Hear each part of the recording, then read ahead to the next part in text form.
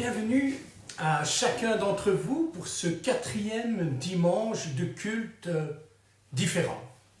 Chacun chez soi et pourtant chacun dans la présence de notre Dieu d'amour. Les mesures de confinement se sont durcies et aujourd'hui, nous pouvons heureusement encore assurer un culte, mais uniquement de la maison, sans aucune personne extérieure à notre famille. Je n'ai donc plus mon brave frère Andy qui assurait toute la partie technique.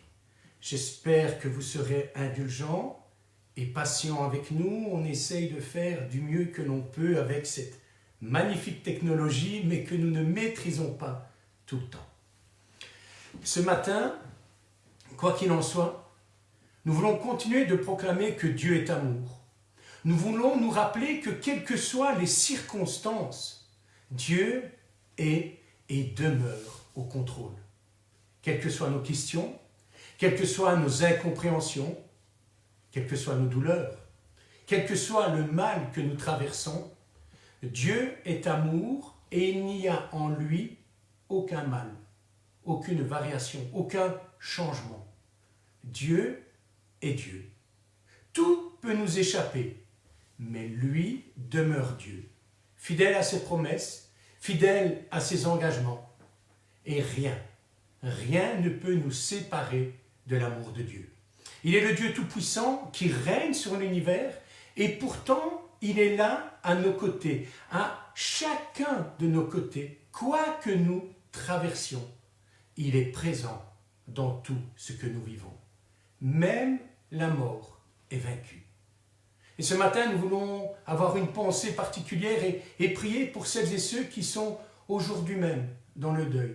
Nous pensons à nos frères et sœurs, à nos amis, à des frères d'église voisines, ou encore peut-être à des voisins qui ont perdu un être cher. Et nous prions que Dieu console les cœurs et donne la force d'avancer malgré tout.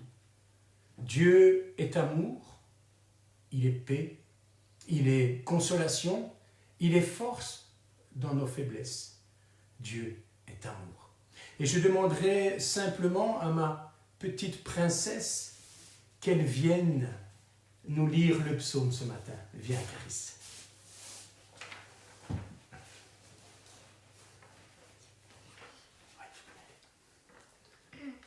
Psaume 118. Louez le Seigneur, car il est bon, et son amour dure toujours. Tribu d'Israël, à vous de répéter, son amour dure toujours. Descendants d'Aaron dure toujours. Vous qui reconnaissez qu'il est Dieu, à vous de répéter, son amour dure toujours. Du fond de la détresse, j'ai appelé le Seigneur au secours. Il m'a répondu, il m'a rendu la liberté. Le Seigneur est pour moi. Je n'ai peur de rien. Que me feraient des êtres humains? Le Seigneur est pour moi. Il me porte secours. Je te louerai, Seigneur, car tu m'as répondu. Tu cours la pierre dont les bâtisseurs ne voulaient pas, et maintenant la pierre d'angle, cela vient du Seigneur. C'est une chose admirable à nos yeux. Ce jour de fête est l'œuvre du Seigneur. Crions notre joie, soyons dans l'allégresse. Nous t'en prions, Seigneur. Viens à notre secours. Seigneur, donne-nous la victoire. Nous t'en prions. Que Dieu bénisse celui qui vient au nom du Seigneur. Depuis la maison du Seigneur, nous vous bénissons. Le Seigneur est le seul Dieu. Il nous a éclairés de sa lumière. Formez le cortège, rameaux en main, jusqu'aux angles de l'autel. Tu es mon Dieu, je veux te louer. Mon Dieu, je proclamerai ta grandeur. Louez le Seigneur, car il est bon et son amour dure toujours. Merci mon Père. Louez l'Éternel, car son amour dure à toujours. Aujourd'hui, c'est le dimanche des rameaux, où on proclame Hosanna. Jour de liesse, jour en principe de foule rassemblée avec des rameaux un peu partout dans le monde. Je voudrais juste m'arrêter sur le début du verset 25. Ce jour de fête est l'œuvre du Seigneur, crions notre joie, soyons dans l'allégresse. Nous t'en prions, Seigneur, viens à notre secours. Seigneur, donne-nous la victoire, nous t'en prions. Ana Adonai Oshi Ana, Hosanna. C'est ainsi que s'exclamaient les Juifs avec leurs rameaux composés de palmes, de myrte, mais surtout de saule, en cortège lors de la fête de Sukkot. Le 7e jour et dernier jour de la fête de Sukkot était appelé le jour de Hoshana ou Hoshana Rabbah. C'est ce cri Hosanna que le peuple adressera à Jésus lorsqu'il rentrera à Jérusalem il y a maintenant 2000 ans, une semaine avant la Pâque. Le peuple reprenait simplement ce verset 25 du psaume 118 qui dit simplement « Sauve-nous, je t'en prie, de grâce, sauve-nous, de grâce, libère-nous. » Hosanna, une imploration, sauve-nous. Que nous pouvons aujourd'hui encore proclamer avec plus de force que jamais. Là où nous sommes limités, là où l'homme est limité, là où la science est limitée, là où la médecine est limitée, alors là nous pouvons crier Hosanna, sauve-nous, je t'en prie. Non pas comme une lamentation ou comme une défaite, mais comme une proclamation que lui seul est Dieu, que lui seul mérite toute notre adoration et notre louange. Il est Dieu, un Dieu dont l'amour dure toujours. Prions. Seigneur, nous te bénissons. En ce dimanche des rameaux, nous nous rappelons que tu es venu au milieu de ton peuple. Tu as vécu parmi nous. Tu as traversé cette vie avec ceux qui t'entouraient. Tu as partagé leur joie, tu as partagé leur drame aussi. Tu es ce Dieu qui est vivant, qui est venu et qui, lorsqu'il est rentré à Jérusalem, a été acclamé, adoré, loué, comme nous le ferons ce matin. Mais nous savons que cette liesse n'a duré que quelque temps et que cette même foule, après, t'a oublié. Seigneur, ce matin, nous ne voulons pas nous t'oublier, nous ne voulons pas nous laisser manger par les événements, dévorer par tout ce que nous voyons. Nous ne voulons pas tergiverser, mais nous voulons continuer à lever les yeux, à attendre que tu viennes régner pleinement. Hosanna, Seigneur, viens. Viens, sauve-nous, viens, délivre-nous encore aujourd'hui, ce matin. Seigneur, tu connais ce que nous vivons dans ce monde et c'est pourquoi toi seul peux intervenir. Nous te prions pour que tu te manifestes dans nos propres vies et dans la vie de ceux qui nous entourent. Dans cet univers entier, que tu sois celui qui soit adoré et reconnu comme Dieu. Seigneur, ce matin, nous voulons te louer et t'adorer parce que tu n'as pas changé. Le monde change, les circonstances changent, nous changeons. Mais toi, tu ne changes pas. Tu demeures amour et ton amour durera toujours. Amen. Amen.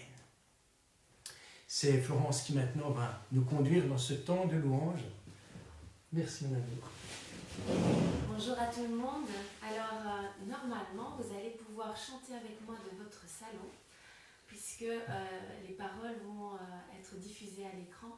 Et le premier que j'avais envie d'apporter avec vous, c'est un petit peu ce qui s'est passé le jour des rameaux, où Jésus a été accueilli, où il a été acclamé, où la louange est montée vers lui.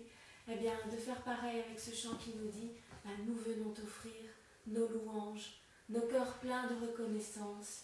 Nous entonnons avec les anges ce merveilleux chant. On y va ?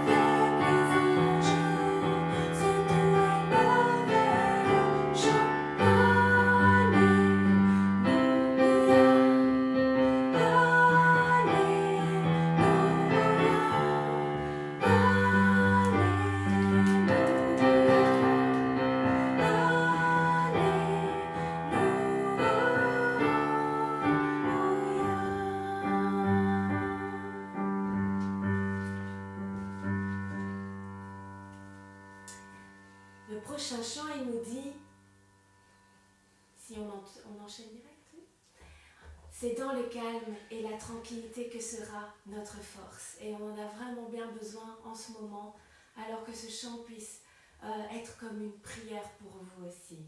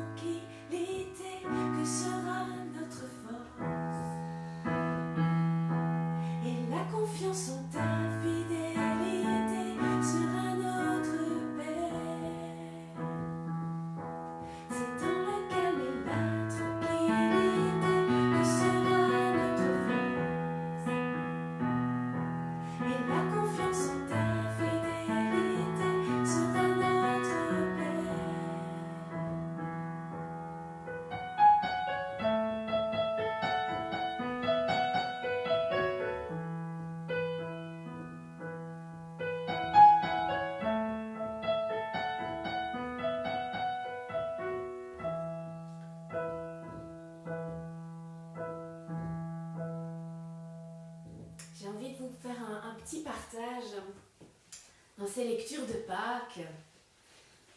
Eh bien, il y a un passage qui m'a marqué et je voudrais vous le partager. Le verset qui m'a marqué, c'était «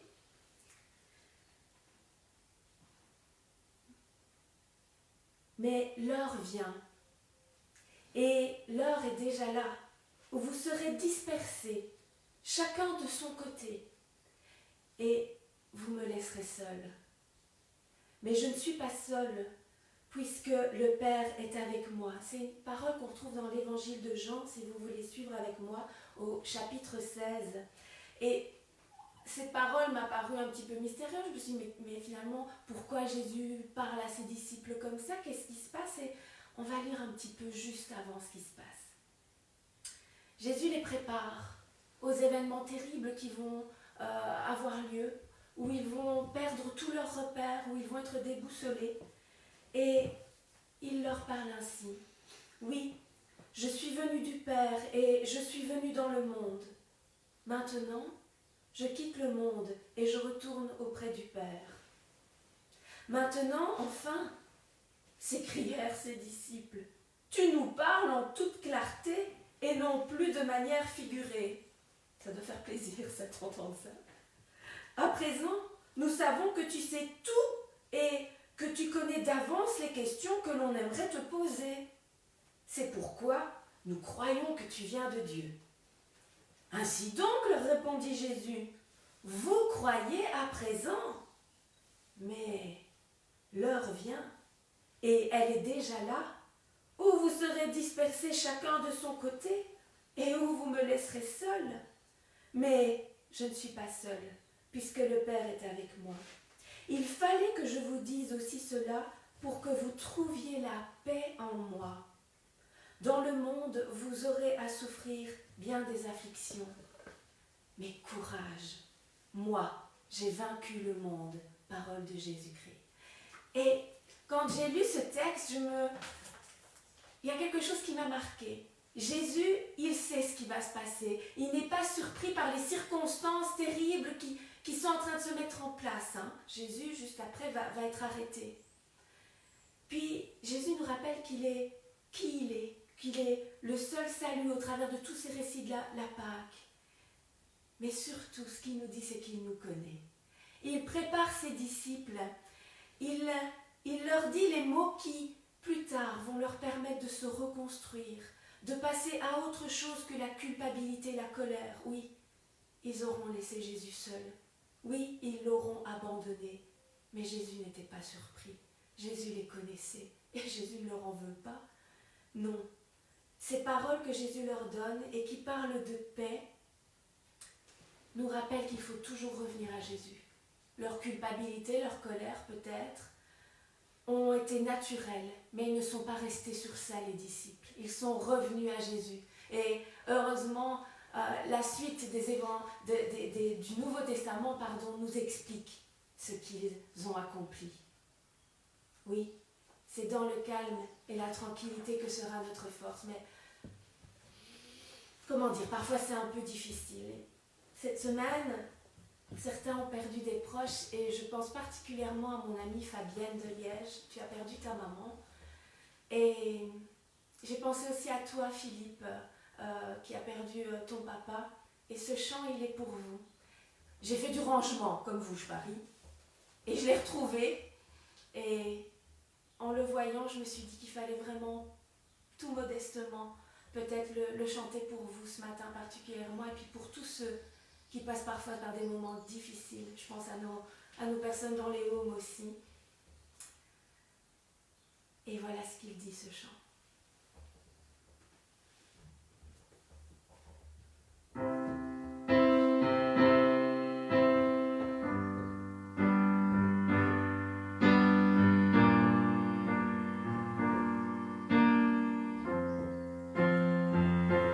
Parfois je chante, parfois je crie, parfois je pleure, mais tu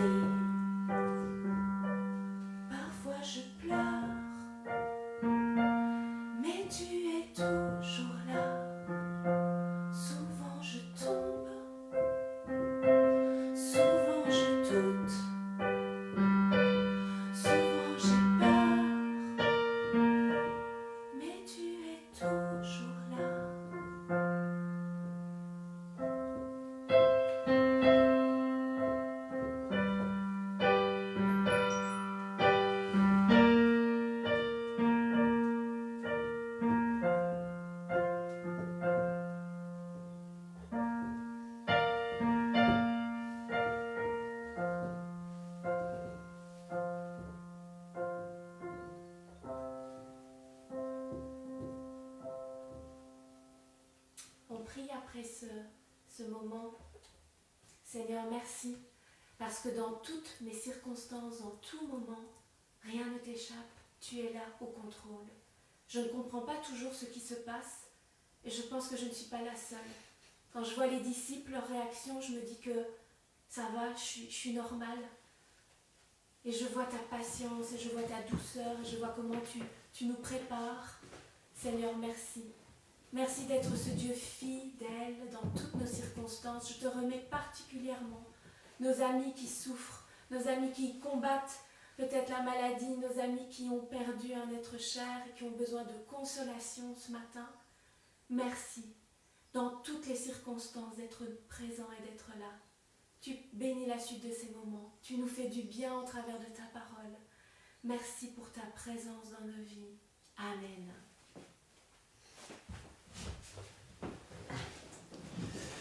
Voilà, c'est le temps de nous mettre à l'écoute de cette parole de Dieu, qu'elle puisse ce matin, comme le disait Florence, nous faire du bien. Nous avons commencé avec ce passage bien connu, que nous avons commencé à méditer, car nous sommes son ouvrage, ayant été créés en Jésus-Christ pour des œuvres bonnes que Dieu a préparées d'avance afin que nous les pratiquions.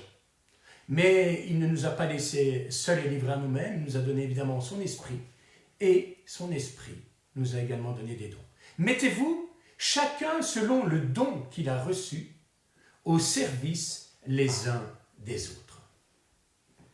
Au travers du livre des Actes, nous avons fait un zoom sur la vie de Philippe, afin de découvrir dans la vie de ce serviteur 6 principes que nous avons déjà vus, dont Dieu s'est servi pour mettre Philippe, cet homme de qui l'on rendait un bon témoignage, ce serviteur rempli de Saint-Esprit, de sagesse et de zèle. Et ces principes sont plus que jamais d'actualité pour chacun d'entre nous. Des principes qui nous permettent d'accomplir ces œuvres bonnes que Dieu a préparées d'avance pour que nous, chacun d'entre nous, les pratiquions avec les dons que le Saint-Esprit a donnés à chacun de ceux qui ont évidemment accepté que Jésus-Christ soit leur sauveur, mais qu'il soit également le Seigneur de leur vie, celui qui les dirige, celui qui les appelle à le servir. Et ces 6 principes, je vais juste les énumérer, comme vous le savez, ils sont sur les 3 vidéos précédentes. Ces 6 principes, eh bien, sont tout simples, et ils ont été dégagés dans le livre des Actes, rien que dans la vie de Philippe. Donc évidemment, il y a encore bien d'autres moyens, mais nous nous sommes limités à la vie de Philippe. Le premier principe, eh bien, c'est quand le besoin devient une opportunité de servir. Et nous savons que ce besoin, eh bien, c'était simplement de servir aux tables, alors que les apôtres étaient trop occupés par ce service aux tables. Il y a eu ce besoin de personnes pour relever le défi de servir les veufs, les nécessiteux qui étaient aux tables, et permettre ainsi aux disciples, aux apôtres, de s'occuper de la prédication, de la prière, de l'enseignement. Premier principe, quand le besoin devient une opportunité de servir. Le deuxième principe qui se dégageait de la vie de Philippe, eh bien, c'est quand la demande de l'Église devient l'appel de Dieu. C'est l'Église qui s'est adressée à Philippe, et il ne s'est pas autoproclamé, non. C'est l'Église qui a fait appel à lui. Et cet appel est devenu finalement l'appel que Dieu avait placé sur sa vie. Lancé par les responsables et reconnu par l'Église, là, à Jérusalem, vu que les 7 ont été choisis et élus par l'Assemblée. Deuxième principe. Le troisième principe, très d'actualité, quand les circonstances ouvrent des portes. Et les circonstances que Philippe ont traversées étaient dramatiques pour eux aussi. L'Église de Jérusalem vivait sous une persécution terrible, avec Saul de Tarse qui rentrait dans les maisons, les ravageait, jetait en prison. On se rappelle qu'Étienne mourra lapidé. Et au travers de ces circonstances dramatiques, qu'a fait Philippe? Il n'a pas été se planquer, il est parti et a accompli le plan de Dieu, le mandat missionnaire que Jésus avait donné à l'effet de toutes les nations des disciples, en commençant par Jérusalem, la Judée, en Samarie jusqu'aux extrémités de la terre. Et c'est ainsi qu'on le retrouve, Philippe, en Samarie, dans une ville de Samarie. Et que fait Philippe là? Il ne sert plus aux tables, il parle de Jésus. Il prie pour les malades et les foules viennent et découvrent ainsi ce message merveilleux de Jésus-Christ. Ce sont des circonstances dramatiques qui ont ouvert les portes au service de Philippe et qui étaient un cran plus loin. Quatrième principe, quand nos décisions, nos choix personnels nous dirigent. Il y a eu cette persécution et nous voyons que Philippe prend la décision de partir où? En Samarie. Et on s'était dit que peut-être il se rappelait de cette leçon biblique qu'il avait eue, de ce rappel que les apôtres faisaient régulièrement, qu'il fallait que finalement cette bonne nouvelle soit annoncée en Judée, en Samarie et jusqu'aux extrémités de la terre. Et c'est ainsi que Philippe a pris la décision personnelle, le choix d'aller et de servir Dieu et ceux qui ne connaissaient pas encore Jésus.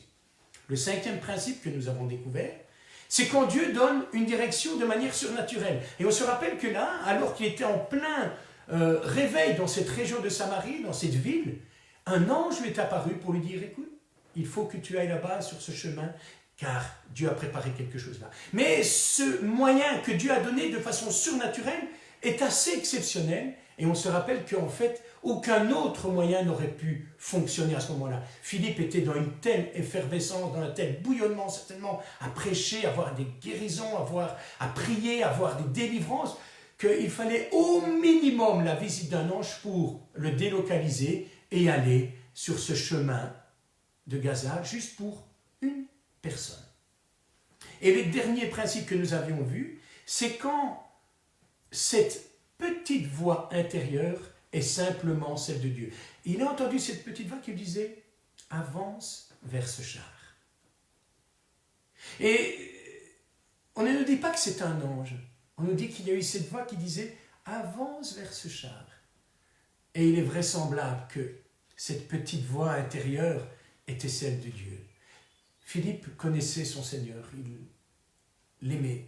Il avait cette intimité, cette relation personnelle que nous sommes nous aussi invités à avoir pour entendre ce que Dieu a à nous dire, à nous personnellement. Voilà les 6 principes que nous avons découverts au travers de ce livre des Actes et la vie de Philippe sur laquelle nous avons fait quelques-uns. On terminera donc aujourd'hui cette série en nous rappelant que Dieu nous parle tantôt d'une manière et puis tantôt d'une autre, mais il arrive souvent que l'on n'y prenne pas garde. C'est pourquoi il est important de se rappeler que nous avons tous un rôle crucial à jouer dans le royaume de Dieu et qu'il nous appelle tout un chacun à le servir encore aujourd'hui et demain et après-demain et jusqu'à la fin de nos jours, au moment où il aura décidé de nous répondre. Le chapitre 21 du livre des Actes nous parlera là pour la dernière fois de Philippe. On n'en entendra plus parler ensuite. Actes, chapitre 21. Et là, tout à la fin de ce chapitre 21, Luc nous présente Philippe, l'évangéliste, l'un des 7. Philippe, l'évangéliste. Non plus le diacre, mais celui qui fait la fonction d'évangéliste. Et c'est exactement ce que nous révèle le chapitre 8 de ce livre des Actes. Et surtout comment le Seigneur se servira de lui de façon magistrale, comme il désire le faire avec chacun d'entre nous. Pas dans le côté spectaculaire, seulement dans le côté témoin, serviteur qui annonce. Et nous lirons donc le livre des Actes, au chapitre 8, je n'ai pas tout mis sur la présentation, à partir du 26. Et nous revenons un petit peu en arrière. Un ange du Seigneur, s'adressant à Philippe, lui dit « Lève-toi et va du côté du Midi, sur le chemin qui descend de Jérusalem à Gaza, celui qui est désert. » Philippe se leva et partit. Et voici, un Éthiopien, un eunuque, ministre de Candace, reine d'Éthiopie, et surintendant de tous ses trésors, venu à Jérusalem pour adorer, s'en retournait, assis sur son char, et lisait le prophète Ésaïe. L'Esprit dit à Philippe, avance et approche-toi de ce char. Philippe accourut et entendit l'Éthiopien qui lisait le prophète Ésaïe. Il lui dit, comprends-tu ce que tu lis? Comprends-tu ce que tu lis? Il répondit, comment pourrais-je comprendre cette écriture si quelqu'un ne me guide? Et il invita Philippe à monter et à s'asseoir avec lui. Le passage de l'écriture qu'il lisait était celui-ci. Il était mené comme une brebis à la boucherie.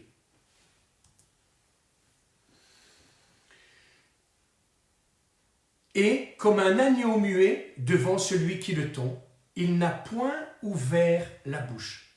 Dans son humiliation, son jugement a été levé, et sa postérité, qui la dépeindra? Car sa vie a été retranchée de la terre.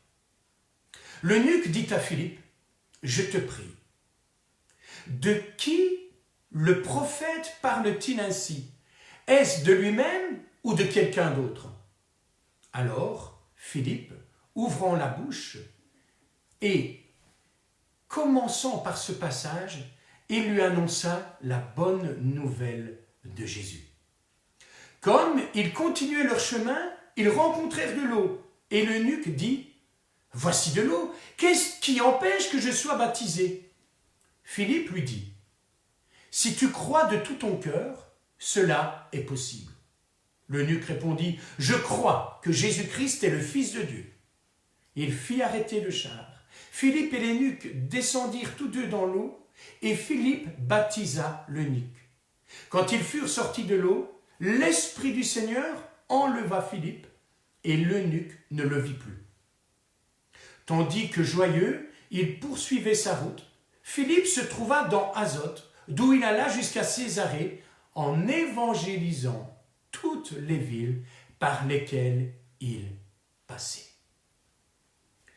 Ce beau passage, cette magnifique histoire, ce récit réel qui s'est passé il y a quelques millénaires, nous révèle le tout dernier principe vraiment applicable à chaque croyant.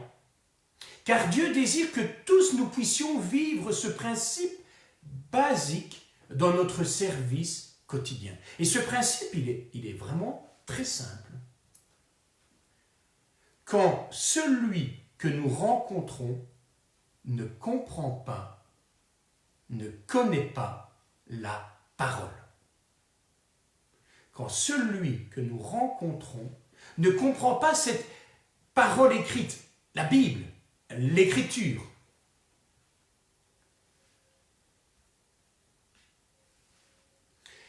quand celui que nous rencontrons ne connaît pas la parole écrite, c'est-à-dire la Bible. Ou peut-être le formuler différemment, lorsque les questions des autres nous invitent personnellement à leur expliquer cette parole. Quand la parole de Dieu devient la réponse de salut pour les perdus. Quand cette parole nous pousse à servir Dieu et les autres. Nous l'avons entendu, un homme retourne dans son pays, pas n'importe qui, c'est un officiel de la cour d'Éthiopie, ministre des Finances. Il possède un chariot et lit un manuscrit. Ça nous dit que c'est donc un homme puissant, riche, mais cultivé aussi. D'un autre côté, cet homme de pouvoir est considéré comme un eunuque. C'est-à-dire que socialement et religieusement, cet homme, malgré sa position, est marginalisé. À l'époque, il faut bien comprendre qu'un tel homme, un eunuque, était moqué, rejeté en Israël par les religieux qui considèrent ces hommes comme des arbres secs. Et je ne rentrerai pas dans le détail. C'est-à-dire comme des impurs et ne les admettaient pas dans les assemblées au temple. Dans l'enceinte du temple de Jérusalem, d'où il revient, là où il était, il n'a même pas pu dépasser la cour des païens. Et cet homme est là, sur ce chemin, revenant de Jérusalem, où il n'a même pas pu être accepté dans ce temple. Et nous voyons dans le passage du livre des Actes, ici au chapitre 8, les moyens dont Dieu va se servir, ces moyens qu'il va mettre en place pour se révéler à cet homme. Nous avons découvert comment Dieu va faire pour le sortir de sa religion, pour l'amener dans une relation personnelle avec Jésus-Christ. Et nous avons vu que le Seigneur s'est choisi Philippe, qui était là-bas en train d'évangéliser en Samarie, l'évangéliste en vogue, et il lui a envoyé un ange pour le diriger. Et ensuite, c'est l'Esprit de Dieu qui lui indique exactement ce qu'il doit faire. Et là, il se retrouve avec cet homme, qu'il rencontre vraisemblablement pour la première fois, et il se retrouve pour une simple conversation autour de la Bible. Cet homme lisait un passage du prophète Ésaïe, mais n'y comprenait rien, comme beaucoup de nos contemporains aujourd'hui. Beaucoup lisent la Bible, mais n'en comprennent pas du tout la signification. C'est vrai que la Bible est un livre qui est écrit il y a au minimum 2000 ans jusqu'à plus de 3500 ans. 1500 ans d'écriture, une quarantaine d'auteurs différents, des époques différentes, des cultures, des contextes différents, des genres différents, des psaumes, des poèmes, des proverbes, des prophéties. Un livre extraordinaire de par sa richesse d'auteurs et de genres littéraires, mais un livre qui est, pour beaucoup aujourd'hui, très très compliqué à comprendre. Mais il y a 2000 ans déjà, cet homme, cet Éthiopien, cet homme cultivé, eh bien, ne la comprenait pas non plus. Et la Bible, qui interrogeait ce ministre éthiopien, trouve enfin des réponses. Philippe lui explique tout ce qu'il avait besoin de savoir.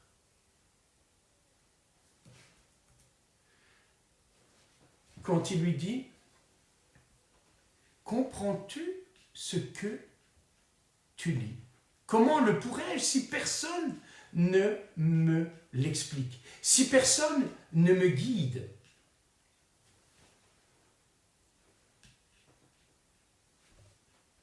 Oui. Philippe, ouvrant la bouche et commençant par ce passage, lui annonça la bonne nouvelle de Jésus. Philippe, nous le voyons, ne répond pas avec son intelligence, ni avec des réponses toutes faites. Philippe ne lui donne pas son avis sur la question. Philippe ne reçoit pas non plus une révélation. Non. Le texte nous dit, Philippe ouvrant la bouche et commençant par ce passage. Philippe répond aux questions spirituelles et existentielles de cet homme par la Bible, la parole de Dieu. Il démarre sa réponse d'abord sur ce passage, sur l'Écriture. Et c'est logique, c'est tout à fait normal, car seul Dieu parle bien de Dieu. Seule la Bible parle bien de Jésus. Seule l'Écriture s'interprète par l'Écriture. Pas de révélation spéciale, non, il explique la Bible. Il l'interprète correctement afin que cet homme ait de vraies réponses à ses vraies questions. Philippe, comme tous ceux qui l'ont précédé dans la Bible, fait ce que tout croyant doit pouvoir faire. Connaître suffisamment sa Bible pour pouvoir l'expliquer aux autres. Et on retrouve cela très tôt dans la Bible. Les pères, dans déjà le livre de Deutéronome, donc dans toute cette période, dès le début de l'histoire du peuple d'Israël, les pères doivent enseigner leurs enfants de génération en génération. ils doivent communiquer cette parole de Dieu. Et on retrouvera plus tard cela chez les Lévites, qui avaient un rôle particulier. Et je vais me permettre de reprendre ce passage dans le livre de Néhémie, une simple lecture qui me fait vraiment penser à ce passage avec Philippe. Le premier jour du mois, ils se rassemblèrent d'un commun accord à Jérusalem, sur la place située devant la porte des eaux, et ils demandèrent à Esdras, le prêtre spécialiste de l'enseignement, d'apporter le livre du Seigneur que celui-ci avait donné aux Israélites par l'intermédiaire de Moïse. Esdras l'apporta devant l'assemblée, composée des hommes, des femmes et des enfants en âge de comprendre. De l'aube jusqu'à midi, Esdras se tint sur la place située devant la porte des eaux, et il leur lut à haute voix le contenu du livre. Tous écoutaient attentivement cette lecture. Esdras était debout sur une estrade en bois, dressée pour la circonstance. Il avait à sa droite des Lévites. Il était donc placé plus haut que l'assemblée. Lorsqu'il ouvrit le livre, tout le monde le vit et se tint debout. Esdras bénit le Seigneur, le grand Dieu, et tous répondirent « Amen, oh oui, qu'il en soit ainsi », en élevant les mains. Puis ils s'inclinèrent jusqu'à terre pour adorer le Seigneur. Voilà.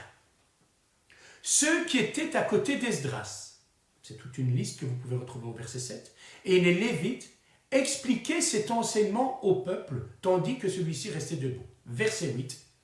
Ils lisaient dans le livre de Dieu de manière distincte et en donnant des explications afin que chacun comprenne ce qui était lu. Nous sommes dans le peuple d'Israël, nous sommes dans un peuple qui est le peuple du livre, et pourtant ce livre n'était pas compris par le peuple. Et il fallait qu'il y ait des spécialistes de la parole de Dieu qui lisaient de manière distincte et en donnant des explications afin que chacun comprenne ce qui était lu. Et le résultat est formidable, je vous inviterai à le lire. Il dit simplement « Toute l'assemblée se mit à pleurer en entendant cet enseignement ». Voilà, dans leur contexte, ce qu'a provoqué la compréhension, l'interprétation de l'Écriture. On voit une parole qui a besoin d'être comprise. Comprends-tu ce que tu lis? Il répondit, comment le pourrais-je si quelqu'un ne me guide, si personne ne m'explique? Ce principe très ancien en Israël est exactement le même principe que Paul va donner à Timothée, un jeune serviteur. Passage que nous retrouvons au 4e chapitre de la première épître de Timothée, où Paul dira « Veille sur toi-même et sur ton enseignement. Persévère dans ces choses, car en agissant ainsi, tu te sauveras toi-même et tu sauveras ceux qui t'écoutent. Veille sur ton enseignement, persévère dans ces choses, car en agissant ainsi, tu te sauveras toi-même et tu sauveras ceux qui t'écoutent. » Je vous rappelle cette parole que Jésus a laissée à tous ses disciples, pas des spécialistes de la loi, pas seulement aux apôtres, mais à tout disciple, comme Philippe l'avait été, tout simplement alors qu'il servait aux tables et qui du jour au lendemain a osé annoncer cette bonne nouvelle. Il a expliqué à cet Éthiopien le sens des Écritures. C'est ce que Paul dit à Timothée, c'est ce que la Bible nous dit lorsque Jésus nous dit « Allez, faites de toutes les nations des disciples. Enseignez-leur à garder ce que je vous ai prescrit. » C'était exactement ce que Philippe a accompli. C'est ce que nous sommes toutes et tous appelés à faire. Connaître cette parole de Dieu suffisamment pour pouvoir l'expliquer aux autres. Et c'est exactement ce que Philippe a fait ce jour-là avec cet homme qui ne connaissait pas la parole. Oh oui, il la lisait. Oh oui, il la possédait. Mais il ne la comprenait pas. Et Philippe lui a expliqué. Le résultat, de nouveau, extraordinaire. L'eunuque répondit « Je crois que Jésus-Christ est le Fils de Dieu. » Il fit arrêter le char, ils descendirent tous deux dans l'eau, et Philippe baptisa l'eunuque. Combien nous avons besoin de connaître la parole de Dieu. Combien nous devons être à même de répondre aux questions de tous ceux qui nous entourent. C'est extraordinaire de voir tous les moyens que Dieu a utilisés pour le salut de cet homme seulement et l'impact que celui-ci aura ensuite. Dieu se soucie de notre voisin, du membre de notre famille, de notre collègue, du copain d'école, de chacun en particulier. Mais il ne va pas apparaître à chacun en particulier, non. Il a simplement décidé de nous utiliser chacun d'entre nous. Et il nous a donné les dons nécessaires pour accomplir cette œuvre simple, de pouvoir expliquer cette parole de Dieu. Parole que beaucoup ne connaissent pas aujourd'hui. Autour de nous, combien de personnes avec des questions, mais sérieuses, de vie ou de mort. Cette parole que beaucoup n'arrivent pas à intégrer, à comprendre, à intérioriser. Face à toutes ces questions que le monde se pose, nous avons un rôle à jouer. Celui de faire connaître la parole. Mais ce passage du livre des Actes va plus loin. Le verset 35 nous disait « Alors Philippe, ouvrant la bouche et commençant par ce passage, Ésaïe, lui annonça la bonne nouvelle de Jésus. Quand celui que nous rencontrons ne connaît pas la parole. Mais ici, ça va plus loin. Quand celui que nous rencontrons ne connaît pas la parole incarnée, c'est-à-dire Jésus-Christ, tout simplement. Toute l'Écriture pointe vers Jésus, l'Ancien comme le Nouveau Testament. Et beaucoup peuvent lire l'Ancien comme le Nouveau. Beaucoup ont déjà entendu parler de Jésus. Il suffit simplement d'arriver au cours de l'histoire. On va nous parler en 1250 après Jésus-Christ. Jésus-Christ, son nom est partout. Il y a des croix partout. Il y a des crucifix que beaucoup parlent. Presque toutes les religions parlent de Jésus. Ouais. Les philosophes, les penseurs, beaucoup parlent de Jésus. Mais combien le connaissent réellement? Et Philippe, ouvrant la bouche et commençant par ce passage, lui annonça la bonne nouvelle de Jésus. Cette bonne nouvelle inconnue par la toute grande majorité de ceux qui nous entourent. Et je ne vais pas aller un peu plus loin, je vais changer un petit peu de registre et juste me permettre, pour ceux qui me connaissent, j'aime beaucoup The Bible Project et un petit dessin vaut mieux que beaucoup d'explications.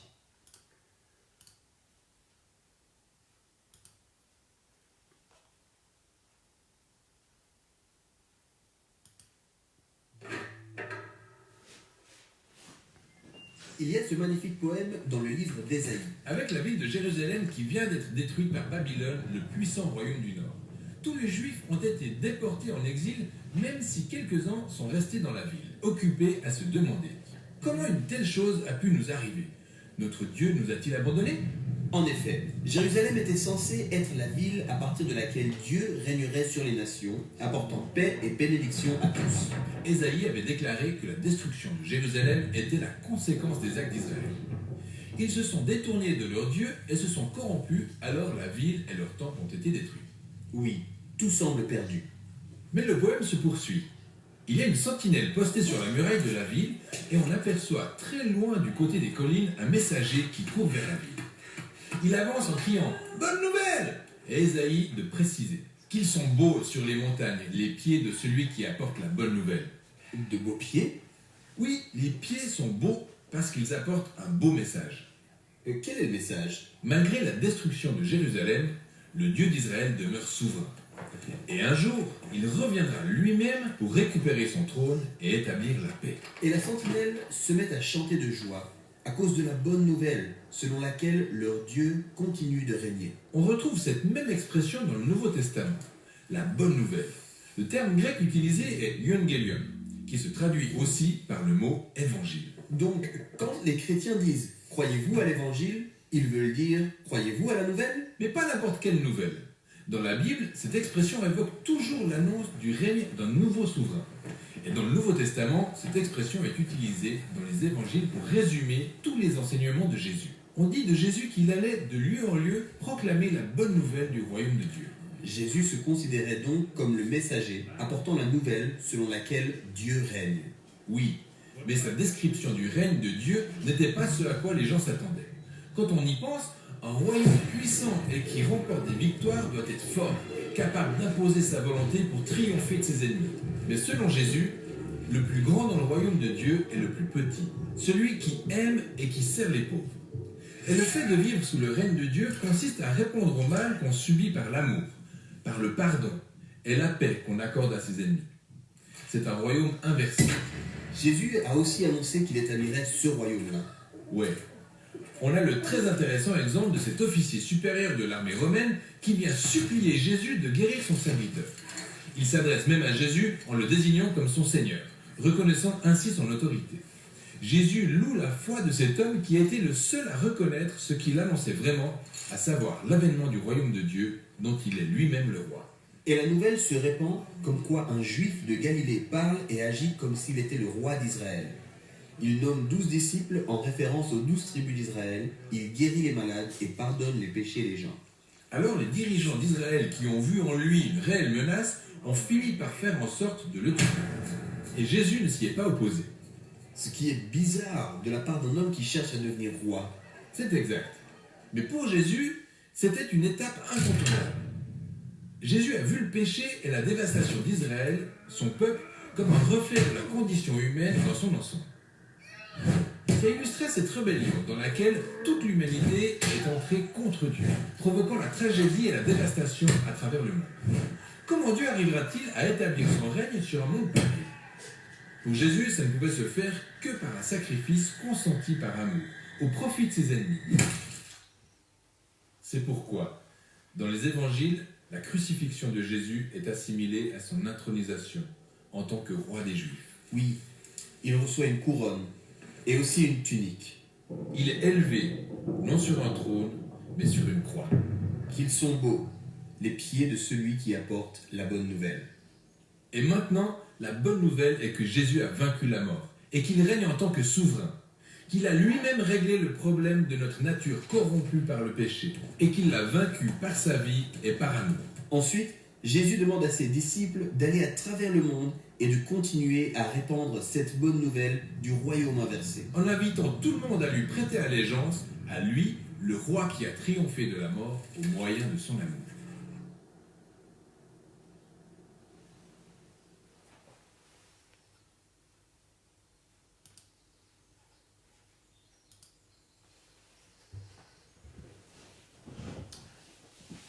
L'Évangile.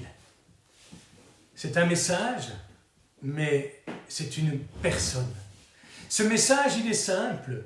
C'est ce Dieu d'amour qui est venu à notre rencontre et a donné sa vie pour chacun d'entre nous, par amour. Non pas parce que nous le méritions, non pas parce que nous allions accomplir de bonnes œuvres, non, il nous a sauvés parce qu'il nous aime. Quel moyen n'a-t-il pas donné pour nous, pour chacun de nous? Dieu a envoyé son Fils, son unique, pour mourir et ressusciter afin que chacun d'entre nous, nous puissions être sauvés et recevoir la vie éternelle. Comme nous avons vu, c'est quoi l'Évangile? Mais cette question, elle se présente mieux comme étant: c'est qui l'Évangile? c'est ce Jésus, ce Dieu qui n'a pas été avare dans son amour, mais qui a déployé les grands moyens et a payé le prix pour chacun d'entre nous. Ce Jésus qui nous aime et qui ce matin nous invite chacun, chacune à le rencontrer, à le connaître, au travers de sa parole, au travers de ce qu'il veut faire de chacun d'entre nous. Et cette question toute simple, si nous savons qui est l'Évangile, eh bien alors, comment présenter? Il y a évidemment cette parole écrite, la Bible, que nous devons pouvoir expliquer. Nous l'avons vu. La Bible est ce livre dans lequel Jésus est le mieux révélé. La Bible nous dépeint Dieu au travers de Jésus. Si quelqu'un veut savoir comment est Dieu, il suffit de lire les évangiles et de découvrir qui est Jésus. Lorsque l'on a découvert qui est Jésus, on saura qui est exactement Dieu. Il n'y a pas de contradiction entre cette parole écrite, la Bible, et cette parole incarnée, Jésus-Christ. Tous deux d'origine divine et humaine, toutes deux paroles de Dieu. Mais nous, en tant que chrétiens, ce que nous disons, ce que nous expliquons, eh bien, doit simplement être en cohérence avec ce que nous vivons. On ne peut pas parler de ce que l'on ne connaît pas ou de ce que l'on ne vit pas. Imaginons un vegan qui essaye de vous vendre un morceau de viande. Il y a quelque chose qui va dénoter. Eh bien, notre vie doit refléter ce message d'amour de Jésus-Christ. Nous sommes, comme le dira l'apôtre Paul, une lettre lue par ceux qui nous entourent. Donc notre vie doit refléter ce que nous disons. Notre vie doit refléter l'Évangile. Notre vie est ce témoignage visible de qui nous sommes et à qui nous appartenons. Nous sommes, nous aussi, ce témoignage visible de l'Évangile. Et j'aime beaucoup cette citation qui est attribuée à François d'Assise, qui dit « Prêche tout le temps l'Évangile et si nécessaire, utilise des mots. » C'est une parole forte, parce que voilà, c'est à chaque instant que nous sommes invités à prêcher l'Évangile. Mais ce n'est pas derrière un micro ou dans la rue ou avec un prospectus, non. C'est d'abord dans ce que nous sommes, dans ce que nous vivons, dans nos actions, dans nos réactions, dans ce que nous sommes. Prêche tout le temps l'Évangile et, si nécessaire, utilise des mots. Ce que nous avons également à notre disposition, c'est notre expérience, notre témoignage. En tant qu'enfant de Dieu, en tant que croyant, en tant que chrétien, en tant que disciple, nous avons ce témoignage qui est simplement le récit de ce que Jésus a fait dans notre vie, personnellement. Et là, il n'y a personne d'autre que nous qui puissions le raconter mieux que nous-mêmes. C'est notre histoire, l'histoire de notre rencontre avec Jésus. Combien de personnes autour de nous ont besoin de découvrir Jésus, mais d'une façon vivante, pas par des livres, même si c'est bien, pas par des prospectus seulement, pas par des théories, pas par des longs discours, non. Notre histoire, notre témoignage, notre expérience de ce qui a été fait par Jésus dans nos vies. Tout ce que Jésus est devenu du jour au lendemain dans nos vies et qui fait qu'il est devenu la raison principale de notre vie. Nous sommes invités, plus que jamais aujourd'hui, à faire connaître à ceux qui sont autour de nous qui est Jésus. Cette parole de Dieu écrite et cette parole de Dieu incarné Jésus-Christ. Dieu fait homme, venu à notre rencontre. Plus que jamais, le monde autour de nous a besoin de connaître Jésus. Dieu a vraiment des œuvres préparées d'avance pour chacun d'entre nous, afin que nous les pratiquions.